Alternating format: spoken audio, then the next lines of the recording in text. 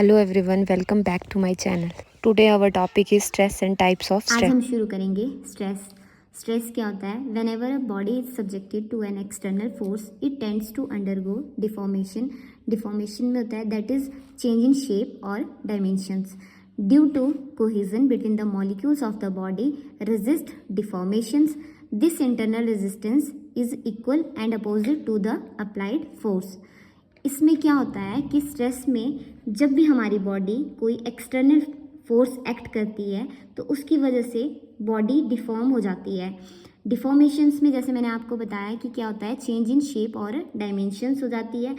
और उसमें जो मॉलिक्यूल्स ऑफ बॉडी में कोहेजन होता है, कोहेजन में क्या होगा हमारे पास कि जो अट्रैक्टिव फोर्सेस होती हैं वो रेजिस्ट करती हैं डिफॉर्मेशंस को. तो रेजिस्टिंग फोर्स में भी इक्वल और opposite to the applied load. ये हो जाता है हमारे पास स्ट्रेस. अब हमारे पास एक बार दी हुई है, आप लोगों को दिखाई दे रही है. अब हम कंसीडर करेंगे ये हमारे पास एक बार है जिसमें दोनों तरफ से फोर्सेस लगी हुई है. और अब हम अपने क्रॉस सेक्शंस को दो पार्ट्स में डिवाइड करेंगे, जिससे हमारे पास क्या होगा, इसका नाम दे देंगे हम एक्स. अब हमने जब दो पार्ट्स में इसको डिवाइड कर दिया तो हमने एक पार्ट ले लिया इसका, ये वाला. अब इसमें फोर्स, अब हमने एक पार्ट लिया जो हमने ली लेफ्ट हैंड साइड. अब इस पे लगी हुई है आप लोगों की फोर्स जिसका नाम है पी. अपोजिट डायरेक्शंस में इसमें रेजिस्टिंग फोर्स अप्लाई हो रही है.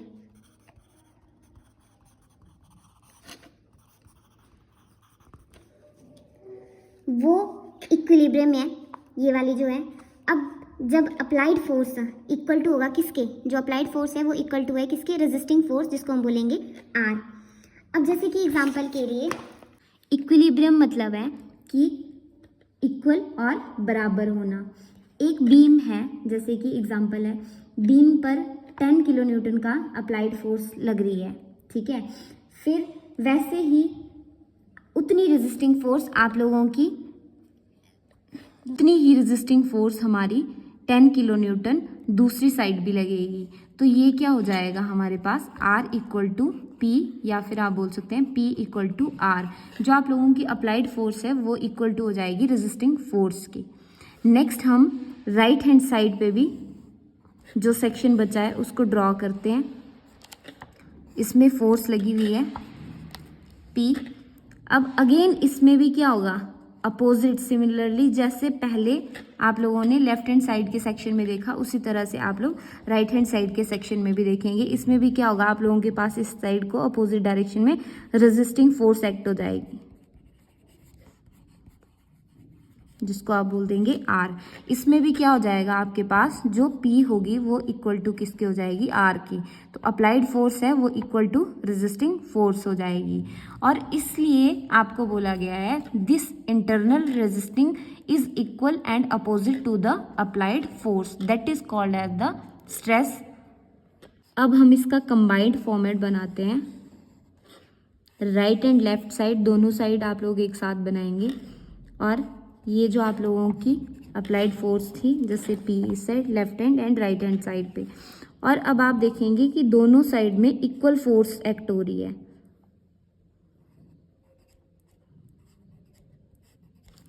जिसको R एक साइड एंड R दोनों साइड पे. तो ये है आप लोगों के पास सेक्शन जो आप लोगों के पास बता रहा है कि जो फोर्स है वही आप लोगों की रेजिस्टिंग फोर्स है, इक्वल टू दोनों एक दूसरे के. नेक्स्ट डेफिनेशन है दिस रेजिस्टिंग फोर्स पर unit area is known as stress, और इंटेंसिटी ऑफ स्ट्रेस भी हम इसको बोल सकते हैं. इसकी एक और डेफिनेशन है, जैसे कि आपको बता रही हूँ, द इंटरनल रेजिस्टेंस पर unit area of cross section offered by a body against the deformation that is called as the stress. Stress को हम लोग डिनोट करेंगे सिग्मा से. इसको हम लोग शॉर्ट फॉर्म में लिख सकते हैं P अपॉन A. P हो गया आप लोगों के पास जो अप्लाइड फोर्स आप लोगों ने लगाई हुई थी, और A हो गया आप लोगों के पास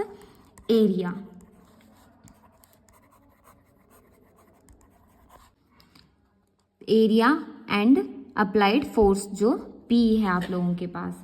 फिर आप इसके बाद यूनिट्स, इसके यूनिट्स होते हैं इन अ स्ट्रेस। ऐसा यूनिट इज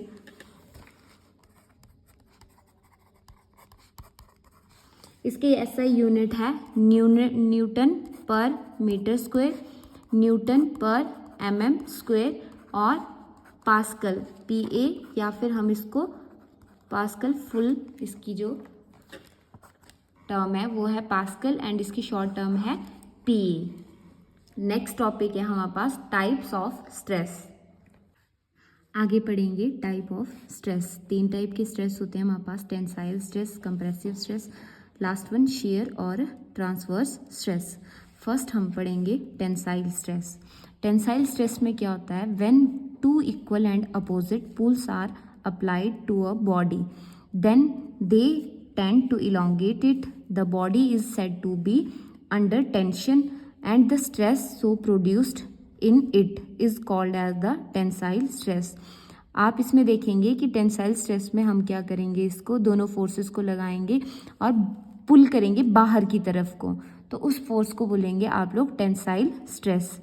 इसको हम लोग सिग्मा T से डिनोट करते हैं एंड इक्वल टू क्या हो जाएगा, W/A। W आप लोगों का अगेन क्या हो गया, जो आप लोगों को बताया था अप्लाइड लोड, एंड A आप लोगों के पास क्या हो गया, एरिया। नेक्स्ट वन है हमारे पास कंप्रेसिव स्ट्रेस। कंप्रेसिव स्ट्रेस में क्या है, when 2 equal and opposite pushes are applied to a body then they tend to shorten it the body is said to be the under compression, that is called as the compressive stress। ये आप diagram देख रहे हैं, इसमें आप लोगों ने force लगाई, अंदर वाली साइड को पुश किया इसको, तो पुश करने के बाद आप लोगों की बॉडी क्या हो जाएगी, उसकी जो साइज होगा वो कम हो जाएगा, इसलिए उसको बोलेंगे हम लोग कंप्रेसिव स्ट्रेस। उसको हम लोग डिनोट करेंगे सिग्मा C से और अगेन लोड अपॉन एरिया।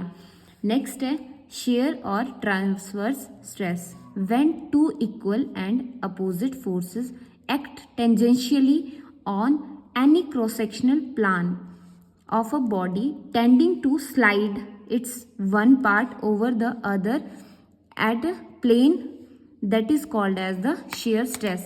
मान के चलो आपने इस तरह से शेयर फोर्स लगाई हुई है, आप क्या करेंगे, दोनों बॉडीज क्या हो जाएंगी आपस में, एक साइड ऊपर आ जाएगी एक नीचे, और दोनों को अलग अलग साइड से फोर्स लगेगी, उसको बोलोगे आप लोग शेयर और ट्रांसवर्स स्ट्रेस। ये आप लोगों की सारी टाइप्स ऑफ स्ट्रेसेस हैं जो आप लोगों ने अभी पढ़ी। पहले मैंने आपको बताया स्ट्रेस के बारे में, उसके बाद बताया टाइप्स ऑफ स्ट्रेसेस के बारे में, जैसे कि 3 टाइप्स की स्ट्रेस थी, tensile, compressive and last one shear और ट्रांसवर्स स्ट्रेस। ये आप लोगों के पास जो शेयर स्ट्रेस थी उसको हम लोग डिनोट करते हैं टाउ से, इसको भी क्या बोला जाता है, फोर्स अपॉन एरिया। अगर आपको वीडियो अच्छी लगी हो तो लाइक, शेयर एंड सब्सक्राइब ज़रूर करें। Thank you so much.